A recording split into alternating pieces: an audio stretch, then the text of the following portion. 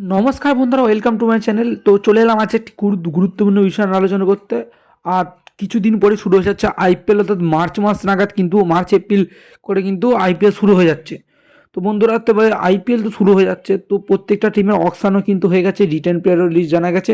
তো সমস্ত কিছু তথ্য আমরা আগে আলোচনা করেছি। তো আজ আলোচনা করব প্রত্যেকটা টিমের ওপেনিং ব্যাটসম্যান কারা কারা হতে পারে। তো কিছু কিছু দলের ওপেনিং ব্যাটসম্যান ফিক্সড রয়েছে, যেমন মুম্বাই ইন্ডিয়ান্স, আরসিবি। আবার কিছু কিছু দলের কিন্তু ওপেনিং ব্যাটসম্যান এখনও কিন্তু স্থির নয়, অর্থাৎ যেমন কলকাতা নাইট রাইডার্স এবং সানরাইজার্স হায়দ্রাবাদ। তো এই সমস্ত প্লেয়ারদেরকে নিয়ে আলোচনা করবো যারা ওপেনিং করতে পারে। তো প্রথমেই যদি বলা যায় হচ্ছে সিএসকে, তো সিএসকে অর্থাৎ চেন্নাই সুপার কিংসে কিন্তু প্রায় ওপেনিং ফিক্সড, সেটাই বলা যেতে পারে। কারণ যদি কোনো সমস্যা না হয় তাহলে কিন্তু ঋতুরাজ গায়কোয়াড় এবং ডেভন কনওয়ে, তো বন্ধুরা এই দুজন কিন্তু হচ্ছে কী করবেন, ওপেনিং করতে দেখা যাবে। তো তারপরে যে টিমের কথা বলবো, গুজরাট টাইটান্স। তো দুবারে চ্যাম্পিয়নই বলে, মানে একবার চ্যাম্পিয়ন, প্রথমবারে চ্যাম্পিয়ন এবং আগেবারে রানার্স আপ হয়েছে। তো একটুর জন্য চ্যাম্পিয়ন হতে পারিনি। তো তাদের কোনো পরিবর্তন নেই, তাদের শুভমন গিল যেমন ওপেন করছিল, খুব দুর্দান্ত ব্যাটসম্যান কোয়ালিটি, এবং তার সঙ্গে ওপেন করবে ঋদ্ধিমান সাহা। তো এটা কোনো সমস্যা নেই, ঋদ্ধিমান সাহা এবং শুভমন গিল ওপেন করছে।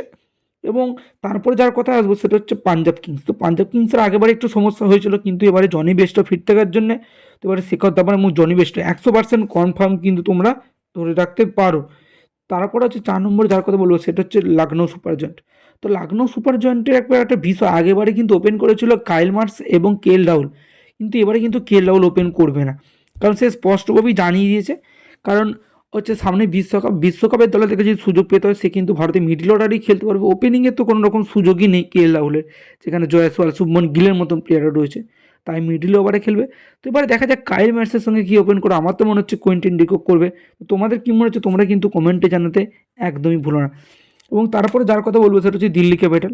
তো দিল্লি ক্যাপিটালের কিন্তু ওপেনার প্রায় কনফার্ম হচ্ছে পৃথ্বী শো এবং ডেভিড ওয়ার্নার, এই দুজনের ওপরেও কিন্তু ভরসা করেছে আবারও। তো পৃথ্বী শো, ডেভিড ওয়ার্নারকে আমরা আবারও দেখতে পাবো। এবং তারপরে যার কথা বলবো সেটা হচ্ছে মুম্বাই ইন্ডিয়ান্স। মুম্বাই ইন্ডিয়ান্স হচ্ছে এমন একটা টিম, মানে তাদের ওপেনিং পুরো প্রপার জমজমাট। সেটা হচ্ছে দুটো ভারতীয়, তার হচ্ছে রোহিত শর্মা আর হচ্ছে ঈশান কিষান। হ্যাঁ বন্ধুরা, রোহিত শর্মা ঈশান কিষান 100% কনফার্ম তোমরা ধরে রাখো ওপেন করবে।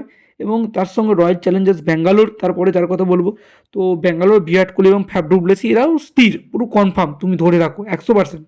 তারপরে যে দুটো টিমের কথা বলবো সেটা হচ্ছে কে কে আর। বন্ধুরা কে কে আরে কিন্তু ওপেনিং একটা বড় সমস্যা দেখা দিয়েছে, কারণ আগেবারে কিন্তু গুরবাজ এবং ভেঙ্কাটেশ্বর প্রথম দিকে ওপেন করেছিল, কিন্তু ভেঙ্কাটেশ্বর ব্যর্থ হওয়ার কারণে তো মধ্যখানে একবার নারিন কারণ হয়েছিল, নারিন যখন পারলো না তখন কিন্তু জেসন রয় এবং রহমানুল্লাহ গুরবাজ দুজনকে একসঙ্গে খেলানো হয়েছিল।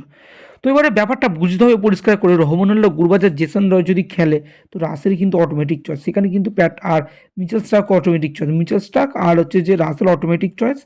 এবং তারপরে গুরবাজ আর যদি আমি জেসন রয়কে খালি 4টে বিদেশি কমপ্লিট হয়ে যাচ্ছে, তো সেখানে কিন্তু সুনীল নারিনকে বসতে হবে। এবার সুনীলকে নারিনের বসানোর কতটা সাহস দেখাতে পারে হচ্ছে কলকাতা নাইট রাইডার্স, তো এবার সেটাই দেখার বিষয়। তো আর একটা অপশান হতে পারে, তো ও তো গুরবাজকে বসিয়ে দিল, সেখানে তার জায়গায় নারিনকে আনলো এবং ওইদিকে কেএস ভারতকে ওপেনিং দিল। তো এটাও হতে পারে। তো দেখা যাক। কেকেআরে কিন্তু বর্তমানে কিন্তু ভেঙ্কটেশ আয়ার এবং গুরবাজ এই দুজনকেই কিন্তু আমি রাখছি। তো পরে ভবিষ্যতে গুরবাজের জায়গায় যদি চেঞ্জ হয়, হয়তো জেসন রয় আসবে, আর হচ্ছে একটা ইন্ডিয়ান কিপার কেএস ভারতকে খেলাতে হবে।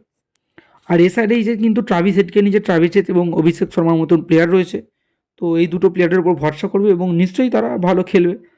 তো এই ছিল আজকে ভিডিও, প্রত্যেকটা টিমের ওপেনিং লিস্ট। তোমার কোন টিমকে সবচেয়ে ভয়ঙ্কর? আমার তো সবচেয়ে ভয়ঙ্কর মনে হচ্ছে ভাই মুম্বাই ইন্ডিয়ান্স,